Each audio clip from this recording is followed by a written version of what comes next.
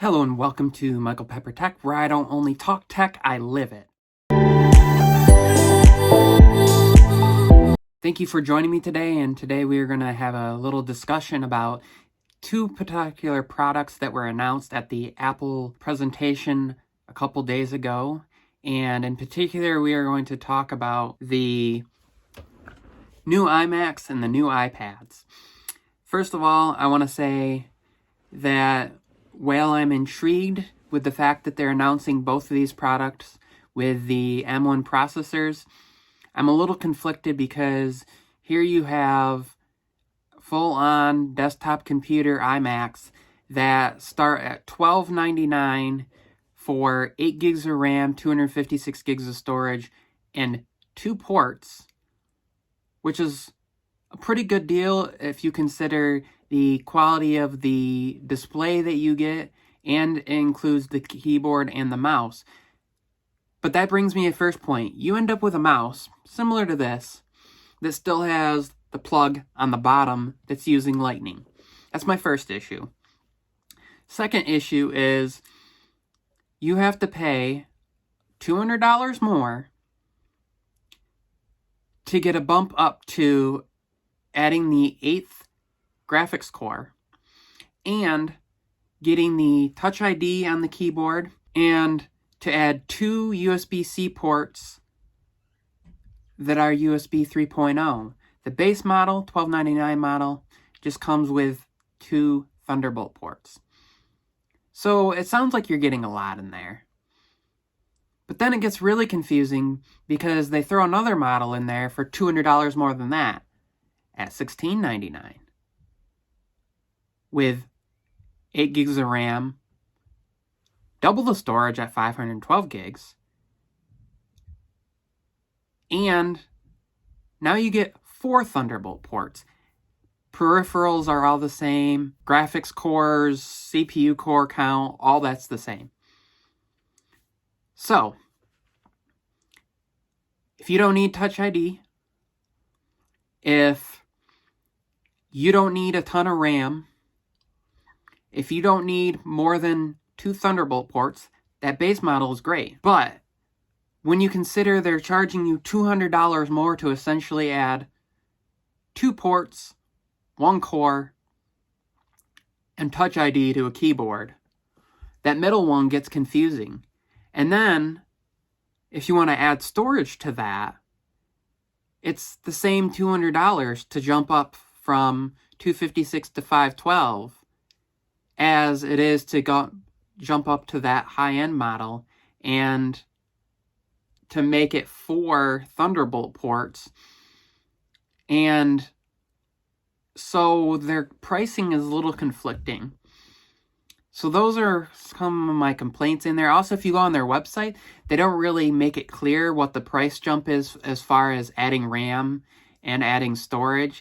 And they don't really tell you in there that they're all available unless you scroll down and look under the specs on the main page. But on the pricing page, they don't really tell you that there's a 512 gig, 1 terabyte, 2 terabyte models for all of them. And you can get 16 gigs of RAM across the board. And then from there, you're kind of picking the number of ports you want and what you want them to be. 2 USB-C ports, or 2 USB-C and 2 Thunderbolt, or 4 Thunderbolt ports. And it's just weird, it's conflicting, it's confusing. And when you guys are on there, if you're looking to buy one of these and you want to know, well, which model should I prepare for? What's the pricing that I'm looking at? You can't even click on to see that. You see these 3 models and that's it. Now let's go on and talk about the iPad Pros. Great, they're adding the M1 chip. They're adding Thunderbolt 4.0. But where it gets really confusing and conflicting, with the rest of the M1 devices, for the most part, you can pick and choose, kind of buffet style, what you want as far as storage and RAM. But with these iPads, the base models all get 8 gigs of RAM. The top of the line 1 terabyte and 2 terabyte models now are the ones that get 16 gigs of RAM.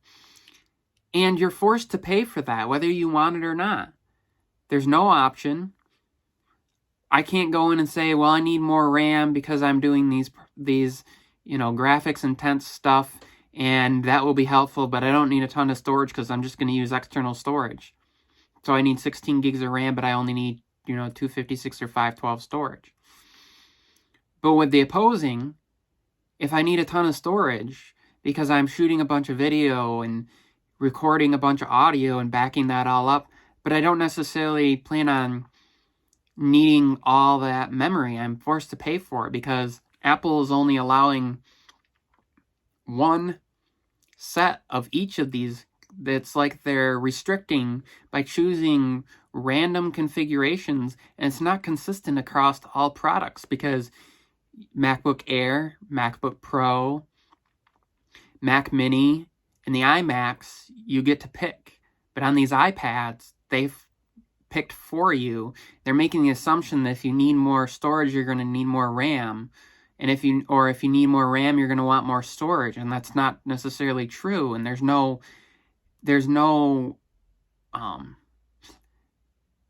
you can't pick the meat and the top and the dressing and the toppings you want on your sub at Subway, or you can't pick and I don't really appreciate this. And yes, Apple is known in the past to pick for you, and typically you don't know the storage and RAM amounts in the past iPads unless you're extremely techie or you look into those specifications. But they announced it this year. They announced up to 16 gigs of RAM and up to 2 terabytes of storage, but they don't tell you that, they're going to pick those for you. So those are some of my complaints in there. And so my suggestion is, if you need more storage but don't need more RAM, don't pay Apple for that storage. Buy the, average storage that you need in the RAM that you need. So don't buy 2 terabytes in storage if you only need 512 most of the time and you're going to offload stuff, or you're really not planning on keeping all that stuff on there, and you just don't want the base storage just in case. You're going to back up videos from your iPhone, are going to back up on the cloud there, and you're going to edit extensive 4K videos and stuff. Then buy the storage you need. But I wouldn't pay Apple for more storage than you need. And at the same point, I wouldn't pay them for more RAM than you need. So if you only need 8 gigs of RAM, why go for 1 terabyte or 2 terabytes of storage? External storage has gotten way cheaper. There are several companies. Watch some reviews on USB-C, Thunderbolt storage, and you'll see that there are companies that make storage that's equally as fast as Apple's internal storage, but way cheaper. You're talking about $400 price jump in some of these instances from one to the next because of doubling the RAM and doubling the storage. And instead of being able to pick and maybe having it be half the price jump in between, you're talking about the top end model, if you throw on the Magic Keyboard and the Apple Pencil, being $3,000 after taxes. In my opinion, if you're someone that's going to use this as a computer, if you're not going to use touch on it and you don't need LTE, I would highly suggest you pick up a MacBook Pro or a MacBook Air instead, especially if you want external display, because they didn't talk about it. And as many other creators say, don't buy a product for what it can do in the future. Buy it for what it's advertised to do now. Again, thank you for watching. If you find this helpful, if you have any questions, any thoughts, any opinions, put those down below. If you haven't subscribed to this channel and you like what I do and you like these in-depth conversations and discussions and sit-downs and Also, the short form stuff I do. Please check out more of my content if you would, to see kind of what I'm all about. I don't only cover Apple stuff. I covered OnePlus, LG, and many other companies. Like I said, I don't only talk tech, I live it. Thank you, and I'll see you in the next one.